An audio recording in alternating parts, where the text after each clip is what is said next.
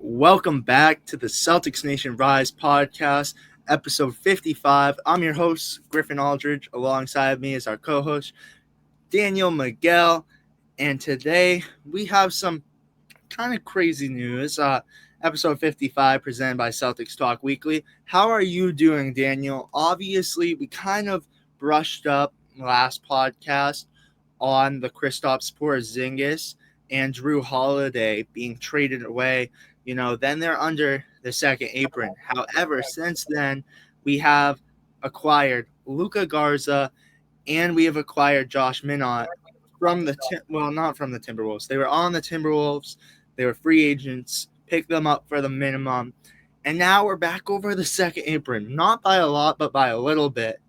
But how are you feeling about those acquisitions? And on top of that, I forgot to mention too, Luke Kornet, as we pull up this, has signed a 4-year, $41 million deal with the San Antonio Spurs, bringing him there. So what are your thoughts? Obviously, we haven't been on here in a week and some breaking news has went down. Go check out those videos after the podcast. But what are your thoughts, Daniel, on the recent acquires from the Boston Celtics and the departure of Luke Kornet?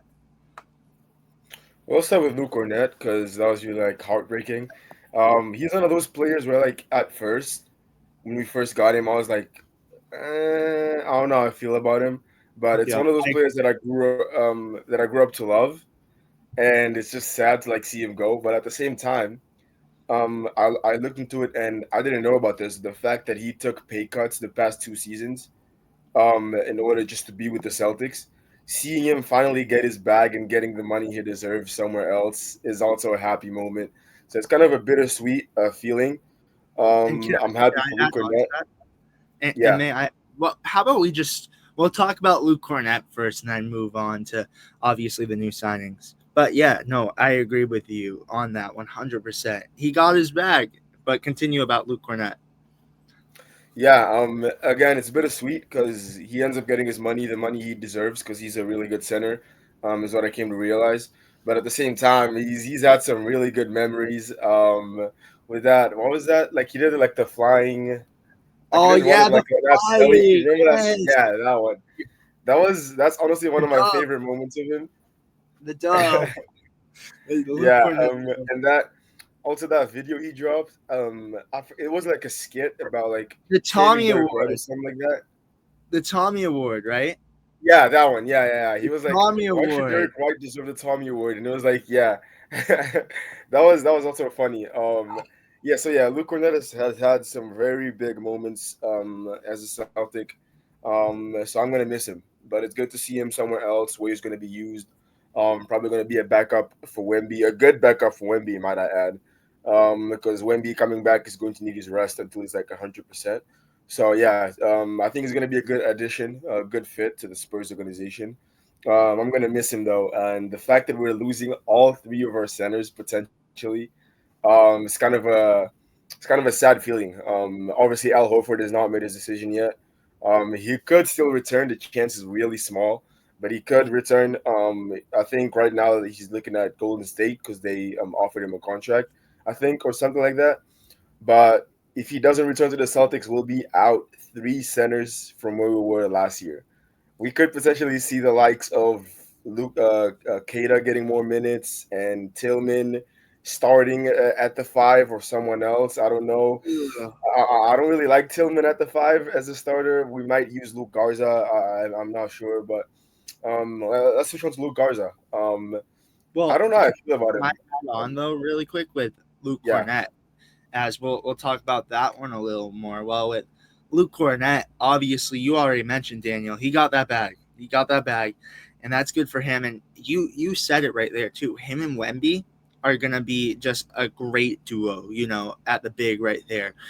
Great guy. Again, bringing in Luke Kornet was a one where you even said too you were kind of questionable about it when they decided to do that, and I was very questionable about it too. I feel like that was more so a kind of experiment, to say the least, and they developed him into the guy we love today, as in Luke Kornet won a championship with the Boston Celtics, and it hurts. It hurts as he's got that bag, but it's well deserved. It's well deserved, and he's gonna be missed. But at the same time, he didn't deserve the minimum. He deserved a good contract like that, and obviously we'd love to have him back, but he's expensive, and the Boston Celtics right now are in a stage where they can't go after big names like that because they just don't have the finances. Again, we're trying to stay under the second apron, and you're gonna make cuts, and Brad is far from over with moves, but Luke Kornet was a tough one to lose. And I agree. Yeah, the I forgot about the flying one, but I Yeah, also look back to the Luke Dabs, or the where as we mentioned, and go check out the breaking news with Luke Cornett, the Cornett contest with the clips. I remember that. I Yep, just forgot about it until now. Yeah, I remember that. the Cornett contest. What else do we have? Oh, when he cooked it up in the kitchen. Well, yup. And then what else do we have? The Well, it was like whenever he made a free throw, Tatum on the bench and stuff like that would just be jumping and screaming and chanting his name. I think it's safe to say he had a really good chemistry with the team. He ended up like developing to like one of those like glue pieces for the team. One of those like pieces where like he's not really like a starter, not really like one of the best players on the team, but he is one of those that held the team together. a great locker room guy, I think, is Yeah, that you're looking for. Kind of, and that's what Seamus and I were saying too. He's such a good locker room guy, and it's the fact, yeah, we're missing his production on the court. I mean, against the Knicks, 7 blocks. Like, are you kidding me? Like, he was crazy, but it's the locker room guy that we're missing too. The guy who, and I said this too to Seamus, and Daniel, you might agree with me on this, but he's the type of guy where you look at this season and it's like, he would have been a fun guy to have around, because obviously this season for the Boston Celtics is, I will say, it could have some potential to be fun, but this is a season where you need those laughs from Luke Kornet, obviously with Celtics Nation, without Jason Tatum this year, and some tough conversations to be had without Jason Tatum. This is the year where you need that laugh, and he's going to be giving those Spurs fans the laugh. Maybe not, maybe so, but he's going to be giving them the laugh in San Antonio. also, talking about this season, this would have been probably, I mean, we probably would have lost Al Horford anyways, and Mhm. without Porzingis, um, this would have been probably the season where he would play the most minutes of his career, Oh and we yeah. could, yeah, we could have seen some really good development from him from the first game up until the last game, and who knows what could happen if we had Luke Kornet for one more season as finally being our starting center, which is what he wanted to be for a while. But yeah, who knows? It's one of those like what could have been situations, like what could have happened. But overall, I am still happy for him. Oh, totally. Yeah, but you were mentioning though, what were you trying to go on next? Obviously, talking about a lot of center depth. Al Horford. There's still the potential he could come back with Boston, but as the 15th roster spot has been filled, there has to be a cut for him to come back. But what were you going on? Sorry, I cut you off with the whole Luke Cornett talk, but what were you? Yeah, all good. I should have just asked for your opinion afterwards, like about Luke Kornet, but it's all right. I was gonna switch on to Luke Garza, who could be one of those guys in the center Yes. rotation. Oh, Luca Garza, Yeah. could be one of those guys in the center rotation. I was looking at his stats after the trade, and I don't know if it's just the fact that he didn't get that many minutes or like he didn't get that much development, but I wasn't happy looking at those stats and like the stats he put up and those like last like 20, 30 in his last like 30 games or something like that. Never had like 5 rebounds last time I checked. He was stuck on like 6 points for a while, like seven, maybe a little three here. I don't know. But hopefully with the minutes he's gonna get with the Celtics, he has a chance to prove himself and kind of prove why we got him. And kind of prove like all of us wrong and prove Brad right. We know Brad always has something cooking in the lab, always makes moves that might not be beneficial to the Celtics at first, but over time you'll start to realize what he's doing. Same Yeah. with that Luke Cornett situation. When we got Luke Cornett, I was one of those people that was like, "What is Brad doing?" But now I see it, and now that he's gone, I'm like, okay, I miss him. Like he was a really important piece to the team. But yeah, I think we just trust Brad Stevens to do what he has to do. But yeah, Luke Garza, um, I'm alright about him. I'm like a I'll wait until he starts playing to kind of have an opinion about him. I, Same with Josh Minot. Same thing with him. Don't really know how I feel about him as well. well, I'll again. I think I convinced you. Well, Daniel, I have a little tidbit for us, kind of too, as Seamus likes to call it. But you know how you corrected us on George Niang instead of Georges Niang? Yeah, It's actually Hugo Gonzalez. The H is silent. I found that really. out. So it's not Hugo Gonzalez, it's Hugo Gonzalez. That honestly kind of makes sense because he is Spanish. Or is Yeah, he Spanish? I think he is. yeah, Yeah. I think he's Spanish. Yeah. So that would make sense because the Spanish pronunciation would be Ugo. So Well, yeah. we have Hugo Gonzalez right here, as you see. Welcome to Boston. Love that. Love that. I'm excited for him, but we'll talk about that a little bit later. I'll give you my opinion on Luca Garza, and I will change your thoughts on Luca Garza, Daniel. But I agree with what you said too. He needs to impress me first. You know, I've been very high on Luca Garza. I think his ceiling is very high because he's a guy. Obviously, 4 years. This is going to be his fourth year in the league. 1 year with the Pistons. 2 years, obviously, with the Timberwolves. Now coming to Boston. He's a guy who, you know, that first year it was development for Luca Garza. That's those 2 years he was on the back end of the bench, you know, having guys like Julius Randle, who plays the power forward, but he could totally slot into that. Carl Anthony Towns was there, Rudy Gobert, Nas Reed. You're not going to get a lot of minutes at the big man position, and that's what he saw.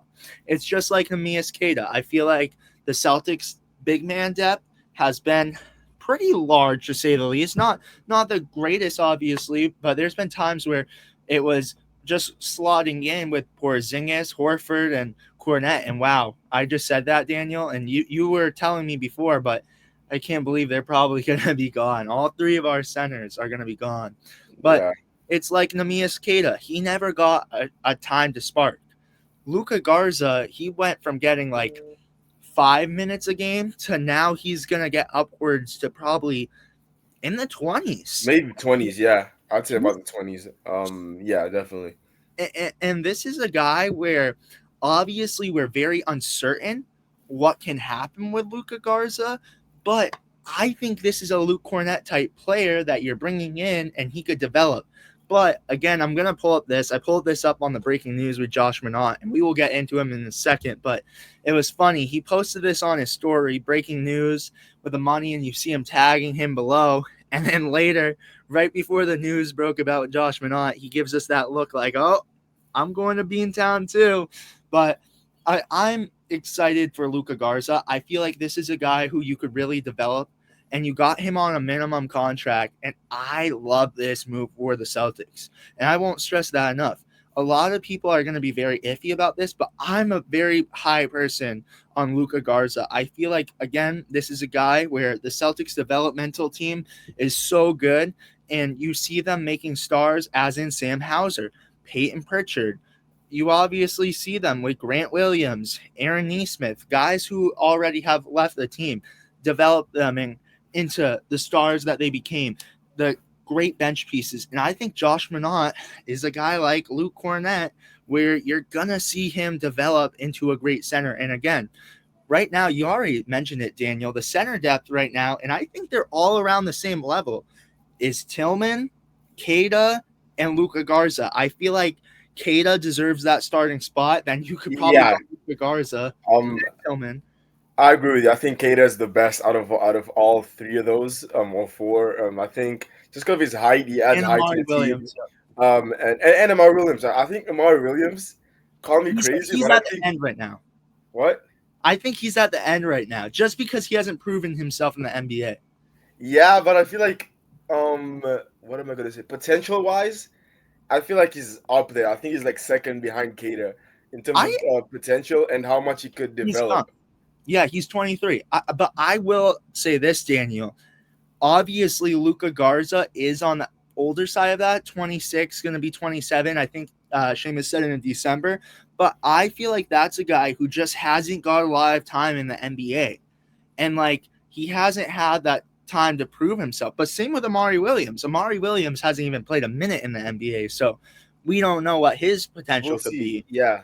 We also don't know what Brad or Mazzulla is cooking up in terms of like the depth and what other trades could happen before the deadline. But yeah, we'll see in terms of like the center rotation for next season. But yeah, I think you mentioned it earlier. Next season is just gonna be like one of those like rebuild seasons. Not really rebuild. It's more like Rebuild, just like retool, an off year. a retool season where you're Yeah, exactly.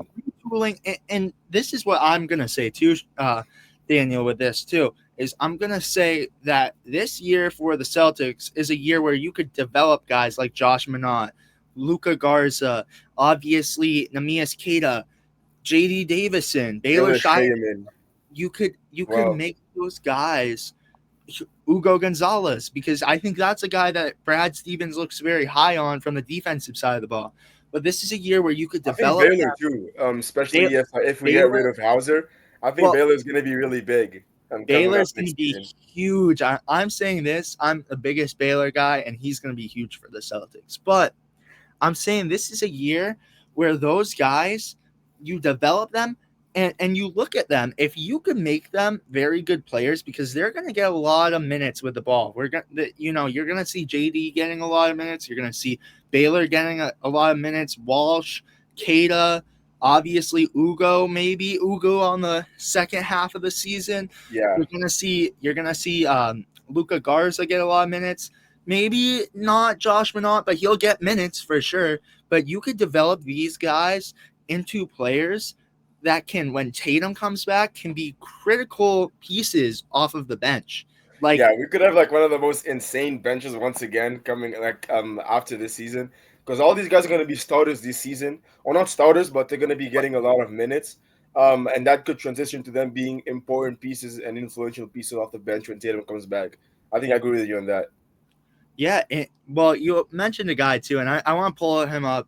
We'll give a little pause on this. Episode 55, again, presented by Celtics Talk Weekly. Baylor Shireman is also number 55. But I wanted to mention this.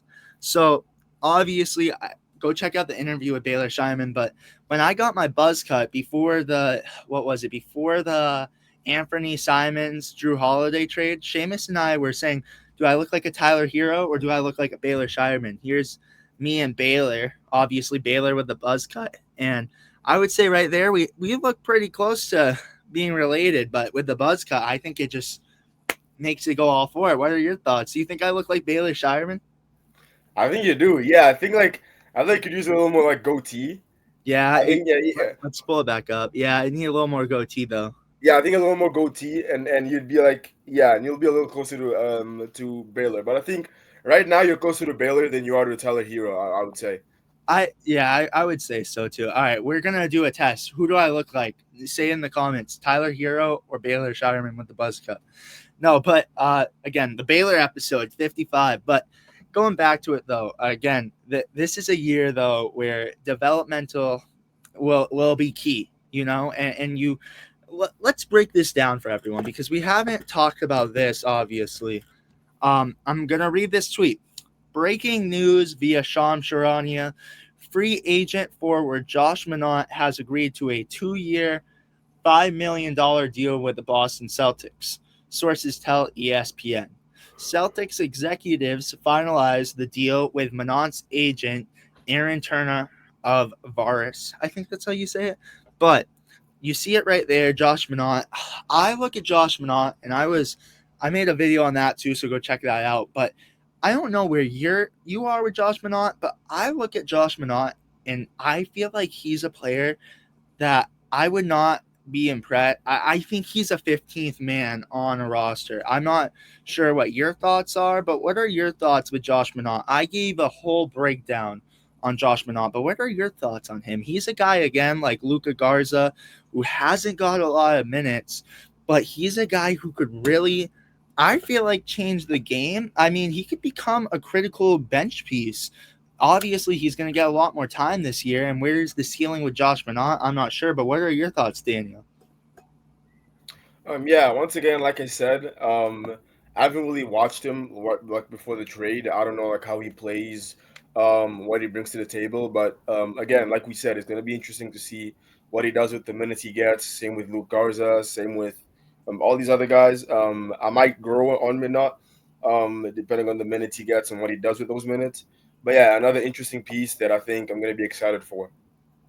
I agree. He's a guy where there isn't a lot of sample size because again, I think he played 93 NBA games. So not a lot of sample size, but he's a guy where Brad could develop him into becoming a critical piece off the Celtics. But obviously all these transactions going on, the Boston Celtics are just over the second apron. So Brad is far from over with moves. And one move we do have to talk about, obviously 15th roster spot filled, but there's some breaking news going on right now. Damian Lillard, trade rumors. So you see that right there, him in a Celtics uniform. I like that. I like him in a Celtics uniform. But Daniel, you take it away. What are your thoughts on Damian Lillard to Beantown? Do you think this is possible, or what are your thoughts? Well, let me start off by saying what it's looking like right now. We mentioned Tyler Hero, and your comparison to him in terms of the haircut. We could potentially see Tyler Hero having a new teammate, as the Heat are the leading team to get Damian Lillard right now. But nothing's set in stone yet. Anything could happen. And seeing him in that Celtics green, doesn't look too far from the Bucks. I think that's why I'm good seeing him on green. I think I like it. It's probably because like he's been in green before with the Bucks, and now like I've like settled in that like green is kind of his color. If it was like straight from Portland to the Celtics, I don't know how to feel about it. I don't know how to feel about seeing him in that Celtics green. But now that he's been to the Bucks and he's out of the Bucks, I could see this happening. I don't know in terms of contract.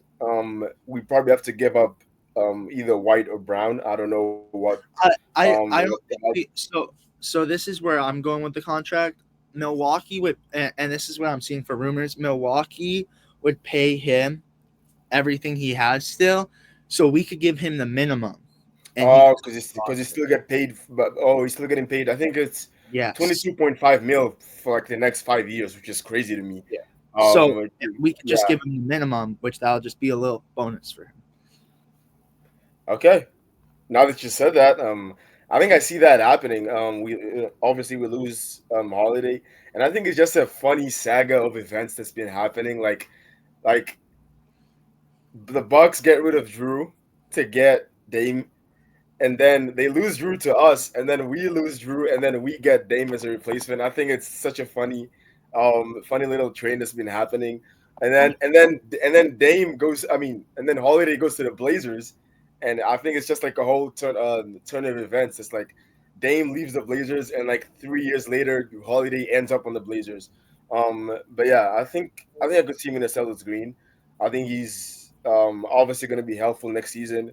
And speaking of next season, I'm glad we're in the East because if we were a team like we're going to be next season in the West, I feel like we'd be more cooked than like ever. But I Oh, think because we're in the East, I could still see us at a playoff spot, at least a play-in spot, just because the East is so like easy, kind of. I wouldn't say easy, but like it's easier to manage than the West in terms of like ending up in the playoffs and like potentially getting like an easy opponent in the first round or something like that. I think we're more likely to end up in the playoffs in the East than if we were in the West because the West is like stacked like completely. So I'm glad we're in the East, and even if we don't get Dame, I think we could still see ourselves looking at a good playoff spot where Tatum is sitting on the bench on the first game of the playoffs or something like that, just cheering on for the team and seeing our guys out there playing. And even honestly, if we make the playoffs next season, I'd see that as a win. oh I'd yeah. see I'd see it as a win next season if we at least make the playoffs. I don't care if it's a first round exit. That doesn't really matter to me because Tatum's going to be back the year after. But I think seeing us in the playoffs next year is going to be pretty huge. But yeah, Dame is definitely going to be helpful for that goal. Well, you look at him obviously suffering the Achilles tear as well with Jason Tatum. So you would be bringing on an injured Dame. However, if you sign him to a 2-year minimum, he could develop with Jason Tatum. They could both go through recovery. I mean, they both have the same injury, so you see them both rehabbing.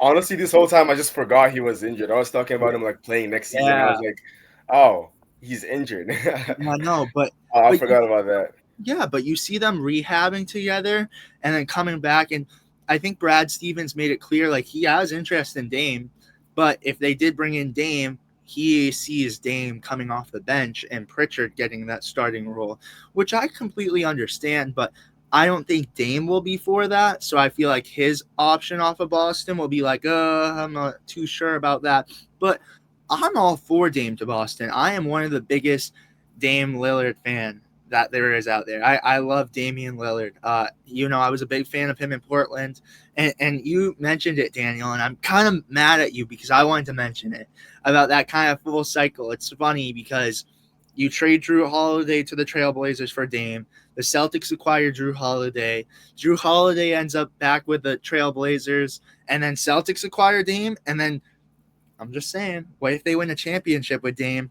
You look at that and you're like, huh, the Bucks missed out on two chips because they got two players. Like it's just a funny little tidbit to kind of add into there. But I would like Dame to Boston. Now, will it happen? I don't know. I'm not sure if it will happen. Well, Obviously, you said Heat being the top target right now, but I'm all yeah, for and there's some competition because now that you mentioned it, I think the Heat, if he goes with the Heat, they have an advantage where he would be a starter for them. Either late next year or the year after. But I think the Heat on the lead now because we have Pritchard. I wouldn't say in terms of like um roster positions and like I wouldn't say we need him, but he'd just be helpful to have. Whereas the Heat need him because like I feel like besides Tyler Hero and like Bam, they don't have like an actual like guard like Dame. I feel like they could really use Dame, and considering the fact that they're willing to make him a starter, whereas he's going to be on the bench for us, I think the Heat have a little bit of an advantage over the Celtics. But I think it could still happen considering the fact that Dame and Tatum are also close friends. Not as close as Tatum and Bam, but I think Dame and Tatum are close friends, and like you said, they'd be rehabbing together and like just making a connection where you could see them being on the court together 2 years from now with White and Brown, and I think that would just be a good team. totally. But that's the thing where I'm like too is it's like, all right, that's what Boston has to provide. They have that. All right, Tatum has the same injury. We're very good at rehabbing players and developing them, and we could relive your career. And potential for you working out with Jason Tatum, you guys make a close bond while you guys are in recovery, and then boom, you go out there and win a championship. I feel like that's the best thing that you could give to Dame. I feel like that's the best one that you're like, all right, Dame, look, this is what we could provide from you. Like we might not be able to give you the most money. We could bring you in on a minimum, rehab you, do a 2-year deal, test it out the year after when Tatum comes back and you come back, see where we go, and then hey, look, if we win a championship, you get a championship. If we don't, then and you're doing good in your career, you have the opportunity to go out and get another big contract. So I feel like there's limited risk with Dame too, and that's one thing I would look at and be like, hey, Boston looks appealing, and I actually did get to see Dame play in person, so I am a big fan of him, and I love to see him in Celtics green. I'm not sure what's the likelihood of that, but it's definitely a conversation to have. The reason why, if you guys didn't know too, what's the option of getting Dame? The Milwaukee Bucks signed Miles Turner, which is crazy. They signed Miles Turner, and obviously to offload Dame's salary, they waived him. You bring in Miles Turner, but this is a guy who wants to go on a revenge tour, and I don't see. I think the best revenge tour is going to Boston because again, I'm gonna say this: I feel like Milwaukee and Boston have a rivalry, and that's a team where you could see Dame rehabbing and going against Milwaukee and beating Milwaukee. But do you agree with that? Yeah, I do definitely. I think you mentioned it all there. I think we have a little more to offer than just money or like all those like important factors. I think we have more to offer than that. So yeah, if we do end up getting him, I think I'd like that. Well, one thing I do have to mention too, and I already kind of said it, but this is a talk for sure to have, is Brad stressed that he would have Peyton Pritchard get the starting role. So does that mean Simons is like out of Boston now? Like, because obviously there's been a lot of rumors of the Celtics moving on from Anthony Simons. But if Brad's already said, I would love to have Dame come in off the bench, does that mean that he's really planning on rerouting Simons? I know there's been rumors about it, but what are your thoughts? I like Simons. I feel like Anthony Simons is on a year where the Boston Celtics are kind of retooling. He's a guy that could bring you a lot of scoring and help you win some basketball games. And I like the thought of having him with the Celtics. And I would love the fact of having him with the Celtics and Dame come into Boston too. That would give you Pritchard, Dame, and Simons. But does this kind of shut the door for Simons now? Do you feel like there's a trade already? Brad's already has something in mind completely. What are your thoughts along those lines? Because if Pritchard has the role, now you could see, all right, Some maybe stats here about like the Celtics financially. We are 333,000. Oh, sorry. Yeah, 330, a little bit above 300,000 over the second apron, and we're a little over 12 million over the first apron. So like okay, we really only need to make like I think two more trades to be like completely safe for next season. I think those two trades, the names on those on the list is Niang and Hauser. yeah, I think those two are the names. I don't think we get rid of Simons just because he has a lot more to offer than those two, especially offensively. So when we're like talking about like putting names on a list, I think Simons is last on the list for like players we trade just because he has so much to offer offensively. Now Niang and Hauser, I'm sad to say this. I'm sorry, Hauser, but I think Baylor. Baylor he has his role. Baylor has exactly that's what I'm saying. Like we already have a Hauser replacement ready on the bench, and Hauser in the past year has been doing a lot less than he did like 2 seasons ago, the season one that we won the chip. So I feel like it'd be good with the right amount of time to get rid of Hauser, just because his contract is like what 10 million or something like that that yeah. we'd be getting rid of. I think that would help us a lot, and also George Niang would be another name that we could see being rerouted. With those two happening, if they do happen, um, I think Simon's future is safe on the team. I, And also, speaking of trades, I think Brad Stevens is not done. He definitely has something more in the books. Because of what I just listed. So yeah, I think Niang and Hauser would be those names. So Simons, I think, is pretty safe. well, I'm gonna say this too. I think the only safe names that you could really say on the Celtics are Jalen Brown, Derek White, Pritchard, and Tatum. I feel like Right. those are the That's only true. safe names on the Yeah. team. I feel like Baylor maybe too because they're gonna want to develop him. He's a cheap guy where they have a lot of confidence in Baylor. But I you said it too. Brad is far from over with moves. And a lot of Celtics fans I know are frustrated about how the team's looking right now. It's like, oh, and I'm one of those fans. I'm like, oh, Josh Minott, that's what you're blowing away the free agency. You're like, hey guys, we brought in Luca Garza and Josh Minott. Woo!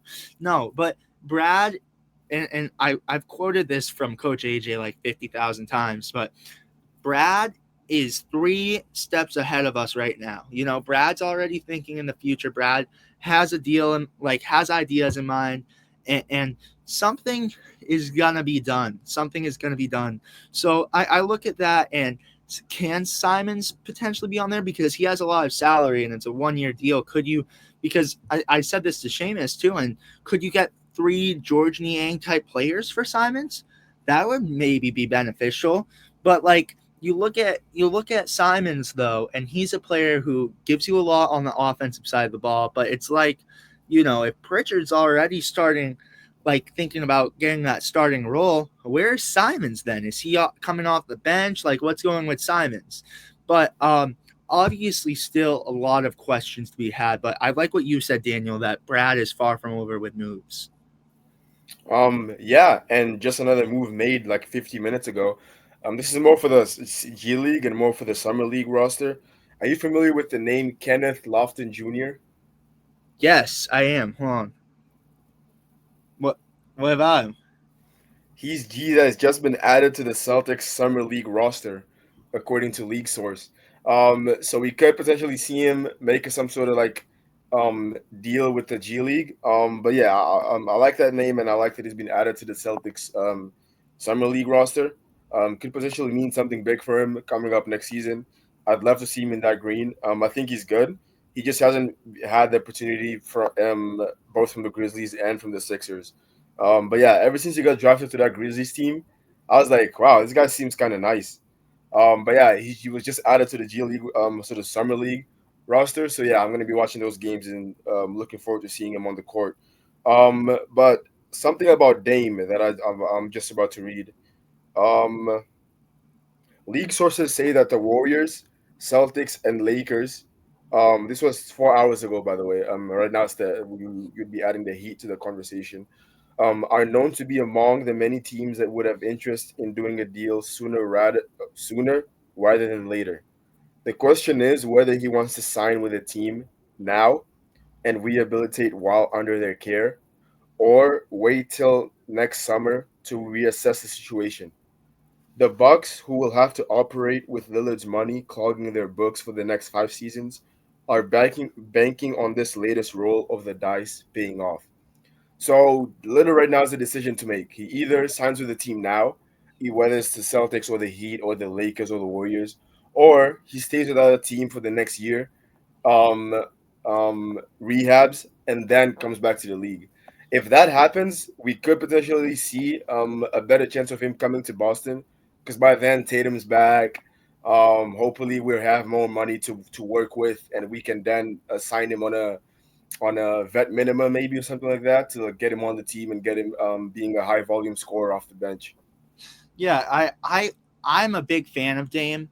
However, like you could see, all right, what can he give you from the Celtics? Is he gonna be just a little bench piece even when he comes back? What is his ceiling when he comes back?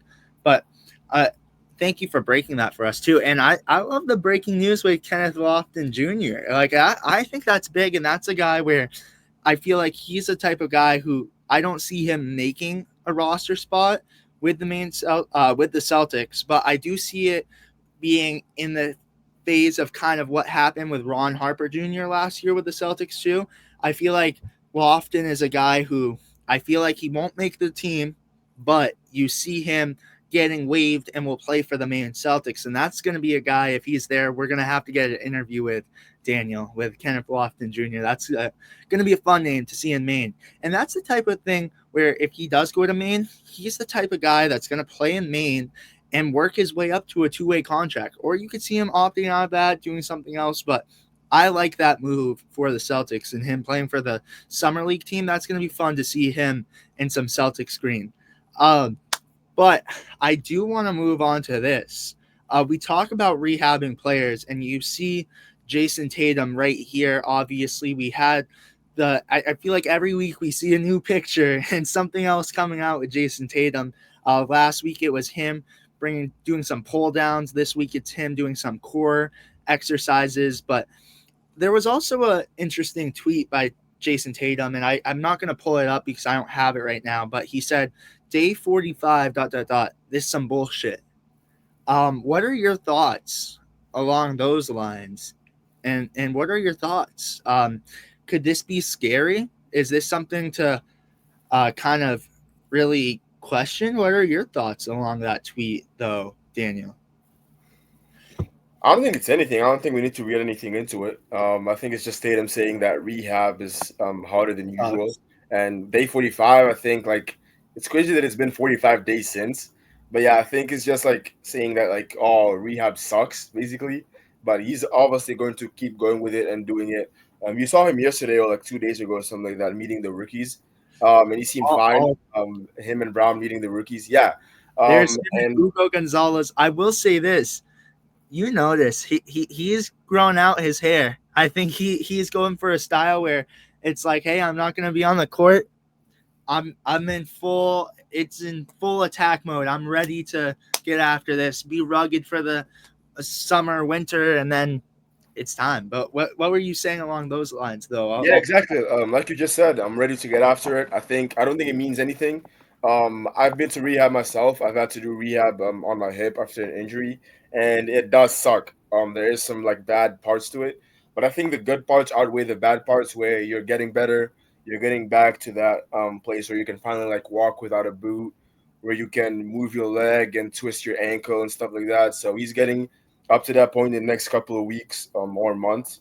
But yeah, I think all he's saying is that rehab sucks, but he's gonna keep going through with it, and hopefully get to a position where we can see him back on the basketball court about a year from now.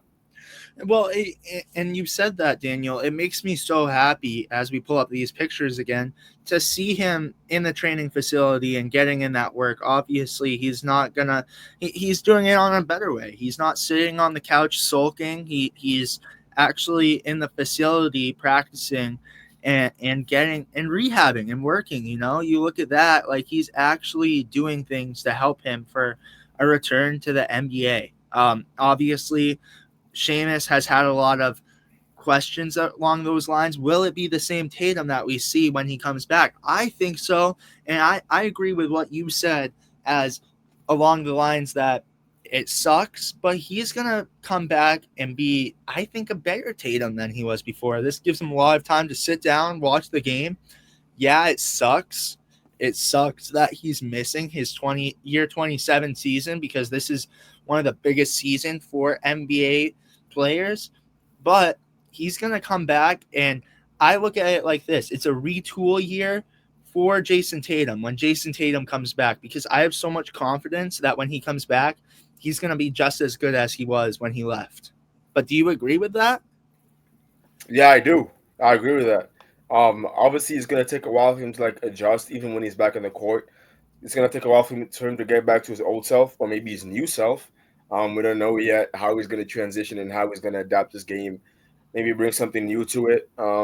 Maybe some new moves, like a new perspective on his position. But I think once he gets all set, like back on court, fully healthy, 100%, we could see either the old Tatum back or a brand new Tatum who's somehow averaging more points, more assists, and finally getting to that MVP spot, that top three in the league spot that he's been fighting for so long. So yeah, it's gonna be nice to see him back. Well, you already mentioned it too. The rookies meeting some veterans, as in Amari Williams meeting Jalen Brown right there for the first time, and you have Ugo Gonzalez meeting Namias Keita, who will be his later on teammate. So it's cool to see those pictures come out too. And I feel like, when I saw those pictures the other day, it's like, yeah, Celtics community, it sucks, obviously parting ways with Holiday and Porzingis and Luke Kornet on the move, and probably Horford on the move too. But I will say I did enjoy seeing this picture of, we could call, do they have a future in the NBA? Maybe. I think Ugo has a good chance to have a future in the NBA. Same with Amari Williams. He's a later pick, but you know who else is a later pick? Luca Garza. So who knows what Amari Williams' ceiling can be. Then you have Max Shulga over there. What does his ceiling look like? I'm not sure. As you see again, Max Shulga here with Brad Stevens, number 29. And then we'll pull up Ugo Gonzalez, number 28, with Brad Stevens right here. And then finally, you have Amari Williams with Brad Stevens, number 20, not 20, 77. And you have the banners back there. That's always a fun day, as last year it was Baylor. And I saw another tweet on this one, too, that you see Ugo with Brad Stevens. And Daniel, look at that look that Brad Stevens is giving him. Do you know the last person he gave that look to? Drew Holiday. And Drew Holiday Oh, won it's us a bringing back championship. some memories. Yeah. So I'm just saying, but another fun little thing for Ugo. You have him in Quincy Market posted this on his Instagram story. So this could be a guy who comes into the Celtics and can really embody what it means to be a Celtic. I'm a big fan of him. I think that he could provide a lot on the defensive side of the ball, but have you done a little more research and have you turned the corner on Ugo? Because we talked about this. We talked about this, Daniel, and you were like, "All right, I'm opening up the door a little bit." Have you opened that door for Ugo Gonzalez? Where are you on Ugo? Same way I've always been. I haven't seen him play yet, so right now So my you're more opinion's so not of going that. to change. What? So you're more so of that. You have to prove it before I'm a fan of you. Yeah, exactly. Before I was like, I'm not a fan, but now that you've opened the door a little, like you said, I'm open to seeing him play and seeing how he develops, and maybe I'm open to the possibility of changing my mind on him. I will say Totally. that. Because Yeah, he's a player too that I feel like the ceiling can be very high for Ugo. He's very good on the defensive side of the ball, but I will say again, and I'm going to pull this one back up of all three of them. This is one I love to see. And it's good to see some new players in Celtics green. Obviously, we're gonna see them in the summer league, so that's gonna be fun seeing them along with Kenny Lofton Jr. now. So, but I do want to get into this, and this will kind of be like our long thought is obviously we talked about it earlier in the program. The Boston Celtics, they've done some moves. You bring in Josh Minott, you bring in Luca Garza, you bring in George Niang. I almost said Georges again. Seamus has caught me several times, I will say, Daniel, ever since you told us it was George Niang. But you brought in George Niang, Anthony Simons. Where do you see the Celtics ceiling being? And you kind of said a playoff spot, and we looked on it yesterday. I said the range can be from 6 to 10. I feel you could, and this is Seamus's quote. He said maybe, possibly, you could go kind of a Sixers route. That's the furthest he would see them going, 13th spot. And I don't think at all we're gonna tank for AJ DeBansett, but I look at this and I say, hey, we could still be competitive. Jaylen Brown is a great player. Derek White is a great player. Anthony Simons is a great player. Peyton Pritchard is a great player. Baylor Shireman can be a great player. You have guys that could really affect the game. And I feel like you're still a team that can be in the mix. I'm saying 6th through 10th seed, but where are you along that line? I agree. I think 6 to 10. I think more like 8, like being that last team in the playoffs, especially like with the last 10 games of the season to So like go a and kind of Miami like. Heat kind of. Yeah, exactly.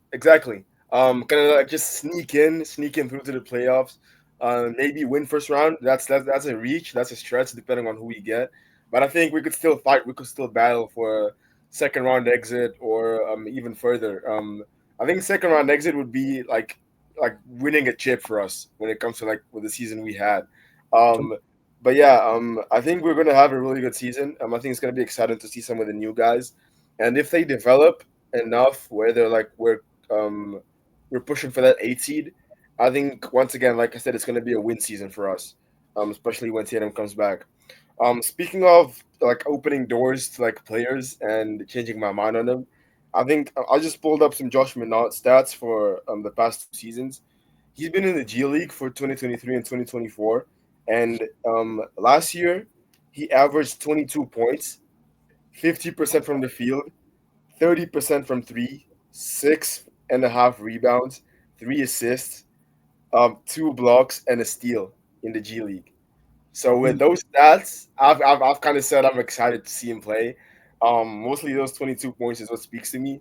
But yeah, you kind of see like him taking the same route as like Bronny James a little bit, where he's not really developed much in the league, so he goes in the G League and does a lot there.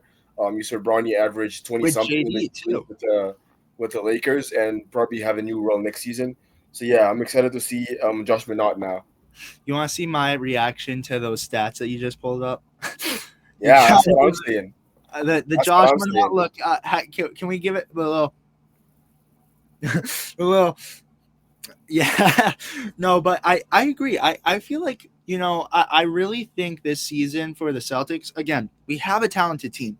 Jaylen Brown, Derek White, Peyton Pritchard. I'm gonna say those three guys because you don't know if Anthony Simons is on the team to start the season, but those three guys are gonna win you games. You've seen those three guys win you games, and Josh Minott, he's a guy who he's gonna go in a similar route as JD Davison. You look at that JD Davison winning G League MVP last year, and JD Davison has been a guy where he's obviously had a lot of time. And you look at that, it's going to kind of be a development year for JD Davison and Josh Minott. They're kind of going to play a similar route. But if you actually wanted to talk a little more about that, I'm going to try to pull up something for everyone really quick regarding JD Davison. We can't speak on it yet, but that'll be another thing. But if you wanted to kind of furthermore expand on Josh Minot and JD getting a bigger opportunity in Boston this year. Well, yeah, JD Davison, a guy that's also another name that's grew on me. I think, yeah, I think it's gonna be nice to see him next season, and it's gonna be good to have him possibly get more minutes on the Celtics, especially after his accolades last season, won G League Player of the Year, and I think that playoff push that the Celtics made, even though they were eliminated, I think it's really opened the door to in terms of like contracts and minutes. I think he's gonna be finally getting a position on the Celtics bench consistently. Hopefully he gets those like 15 minutes of games that a game that he wants to like prove himself and potentially be a starter on not a starter but like a solid bench piece in the next 2 3 years. Um, I think he's gonna have the same upbringing as Pritchard, where at first he's like fighting for minutes with the team, and then Pritchard is supposedly going to leave the team because he's not getting minutes, and then he ends up staying and getting those minutes he wants, and finally proving all the haters wrong and proving everybody else wrong. I think we're going to see JD taking that same route. In terms of Minot, like I said, it's gonna be nice seeing him on the team now that I've read those stats. What is it? 22, 6 and 3. I think in the G League, I think I'm gonna like seeing him, especially develop in the G League for a little bit before getting on the Celtics. But with those two guys and all the other guys you just mentioned, all the starters, and then you still have Ugo on the main Celtics, and all these other names that are going to be big for the Celtics next season. I think we're up for a lot. I think it's a lot to be excited about. No, totally. And I brought up this picture really quick because JD Davison, breaking news, has agreed to the contract with Boston. Uh, not not guaranteed, but he's a guy that you bring him in this season. Again, like you said, I feel like he'll have a similar route with Josh Minot. I feel like those are two players where you kind of see being more so the 14th, 15th men on the roster, but they're going to get a lot of playing time this year. Obviously, you didn't see that last year. You saw JD Davison being primarily in the G League. Same with Josh Minot. But these are two players where they're gonna have that. I think JD Davison maybe like if we're looking at the roster right now, you go Jaylen Brown, you go Derek White, Peyton Pritchard probably, you go Anthony Simons up there. You give it to. I think you gotta go to Mia Skata right now. Yeah, hopefully, George Niang, you go George hopefully, Niang. Oh yeah, you hopefully yeah, George Niang though. Give it to Baylor Shireman. Well, Sam Hauser, Baylor Shireman. That's 8 right there. You go kind of in the route of maybe you're looking at 8 Tillman, then Luca Garza 10th man, and you just keep it going. But I do see maybe a Torrey Craig at some point. no because Torrey Craig is a free agent right now. Oh, So he is. Oh, I didn't even know yeah, that. Okay. I don't think I feel like Torrey Craig's time in Boston has came to an end because that Josh Minot signing, and it's like, do we even bring back Al Horford? But you look at Josh Minot and JD Davison, they're going to be kind of on the back end of the roster, but there's going to be time because you only have seen them play garbage time. And I feel like this year, especially if we do move on from Sam Hauser, you could look at this and be like, hey, all right. Well, Josh Minot could, you look at Baylor, he could take those minutes from Sam Hauser, but Josh Minot's a guy who Baylor, he could give Baylor some of those minutes too. So I'm open to Josh Minot and JD Davison. And JD Davison, I'm a big guy on. I feel like Josh Minot and JD Davison are going to have a similar route in the NBA this year. Obviously, still a lot to work with, but again, I'm going to say this. This is a retooling season when Jason Tatum comes back. This is a retooling season so you could develop your squad and your bench into being key contributors once Jason Tatum comes back and retool to build a championship, in the upcoming future. Because you look at this happened, and I'm going to say this again, in the Tristan Thompson era of the Celtics. It was a year where Robert Williams was injured, so Tristan Thompson was our starting center, and you had a lot of little pieces, and you built them up too. Obviously, Porzingis. You had Drew Holiday, Derek White, Jaylen Brown, Jason Tatum. You had Al Horford. You had that whole team. Can we do the same thing? It might take a couple years to build it up back to a championship competitive roster, but this is a year where you retool, you develop everyone, and you look at the future and it's like, all right, now can we bring championships? And that's why I'm open for JD Davison and Josh Minott coming off the bench. But what are your thoughts along that line too? Oh, I think you're muted, Daniel. I think not only is our starting lineup going to be different, I think, like you mentioned, our bench is going to be different. So once again, in terms of development, we're going to be one of those teams next season that are just like, oh, we're going to like play every single player a few minutes and see what the roster is going to look like 2 years from now.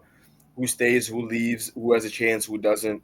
But yeah, it's going to be nice to like figure out that list and put names on each list, and see some of those like underrated guys or sleeper picks or sleeper guys kind of going off and proving their name next season. No, totally. And you see this again where you said too, a very wide open East. So it's not like you're in the Western Conference where this Celtics team could be like a 14, Oh 13. yeah.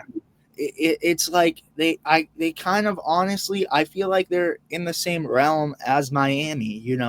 Miami obviously having Davion Mitchell and Bam Adebayo, Tyler Hero. We're kind of in the same direction with Jaylen Brown being our main guy. Then you have Derek White, Peyton Pritchard. You still have guys that can compete and give you an opportunity to be good. So it's not like we're sinking the ship, and it's not like, oh look, we're gonna go have Josh Minott, our starting point guard, out of there. No, I look at Josh Minott and I see him again being like the 15th man on the roster. I don't see him being high up on the roster. I see him being a bench piece and developing him, and that's where I see from Josh Minott.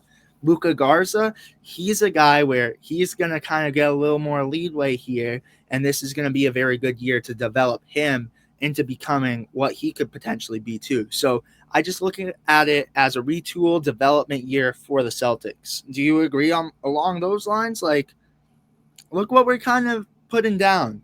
And it's like the question is to like obviously all 15th roster spots being closed. We might again have some sad news about Al Horford because he's very questionable now that the 15th roster spot is closed, and he's in He's the also situation. close to joining the Warriors right now. So yeah, that's gonna be sad. But you have to look at it from Al Horford's perspective too. He's in a role where if you brought him into Boston, he would likely be the starting center for the Celtics, and you can't have Al Horford be the starting center at his age. Mm-mm. So I don't. And you look at that, we give him the minimum. He could get a bigger contract somewhere else, and he could have the opportunity to go out there and win a championship. So I'm going to throw these up. These are the names that we've obviously seen already this offseason has left our championship team. I could obviously add in Jaden Springer, O'Shea Brissett, Svi Mihailuk. I feel like and those guys in there, but this is just in this one off season. You saw it, the championship team was built up like that, and then 2 years later we're at like down here. But we're not at rock bottom yet. We're not at rock bottom. But Al Horford again might be the next guy on the move for the Celtics. He's a guy that he's gonna want to go win a championship. And why not let him win a championship to close out his career? He's known as the Celtic in his heart. He really is. Yeah, And he is definitely. totally, yeah. But I ultimately though I look at that roster, and I'm going to say this for all the Celtics fans at home. Don't be panicked. Don't be panicked. The Boston Celtics are going to be back. Again, this is a year that you just retool for the future. You're retooling for when Jason Tatum comes back. You're bringing in new guys to obviously work when Jason Tatum comes back. And you see this. This could be opening up the door again for the future. You have Hugo Gonzalez right there with Jason Tatum, and this could potentially be the start of something bright in the future. Again, Daniel, I'm going to give it to you. there's Ugo with Brad Stevens, and look at that smile. That's the same kind of smile he had with Drew Holiday. So I don't know. I don't know. But Daniel, do you have any final thoughts to close us out on the Boston Celtics and all of the recent news that has been breaking? And yeah, what's your final thoughts? I think three big words that describe the Celtics next season would be development. Um, Honestly, I couldn't think of any more. Just development. Develop. So yeah, and yeah, it's gonna be a development season, like we've been saying the whole podcast, and or the whole episode. And I think once again, I'll keep saying it. I think I'm excited for next season, and I'm excited for where we land in the standings coming up the next season. I think one of the rumors before this was that we're tanking for AJ and we're just gonna like have a bad year. But honestly, after this episode, I'm stoked on like us being not title contenders, but I think playoff contenders. I think we're going to be pushing for the playoffs, especially on that second half of the season. I don't see Mazzulla as a coach where it's like halfway the season he's just going to be like, oh, just give up. We're No. done. We'll just wait for Tatum to come back. It's whatever. No, I think Mazzulla is a coach that is going to be pushing for at least playoffs. Also because his job might be in question as well if we don't. I mean, he's not his job wouldn't be in question if we don't make the playoffs, but I think his morals, like moral wise, I think he would just want to make the playoffs at least with his Celtics team, and I think it's going to be a challenge for him. But we've known Mazzulla for rising through the challenge and being the youngest coach to win a championship, and or one of the youngest coaches to win a championship. And I think with Mazzulla as our head coach, again, don't panic. Trust Mazzulla, trust Brad, and trust Jalen Brown next season as well. Well, I'm going to add on to that. Yeah, have faith in Jalen Brown. Have faith in Missoula. Have faith in Brad Stevens. Because I'm going to say this, and Seamus kind of, I didn't mean it like this. I don't, I said we could kind of be in a role like that Mavericks were last year. You know, they obviously had injuries in Kyrie Irving. And I'm not saying tank for Cooper Flag. I'm not saying tank for DeBancet. I'm not saying that.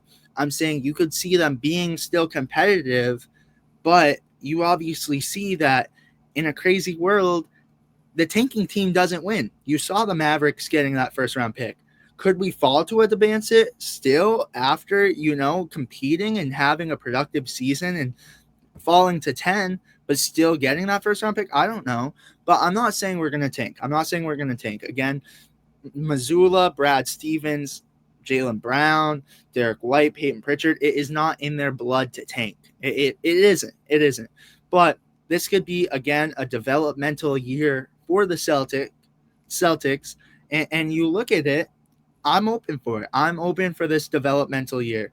And I see some, obviously, we're not going to tank like you said, Daniel, but it's going to be a year where you might see them playing 500 ball like we saw in January. It's not going to be the prettiest basketball to watch, but it's going to still be fun because Jalen Brown is going to be leading the ship for the Celtics.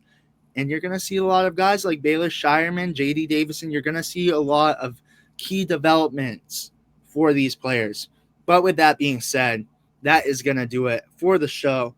Thank you guys again so much for watching. Make sure to like and subscribe and turn on post notifications to be notified every time we upload. Again, it's going to be crazy. Breaking news all off season. So turn on that bell. Hit that bell right now because we're going to give you updates whenever breaking news drops. So again, post notifications, make sure to like and subscribe, and we will see you guys with the next one. Peace, guys.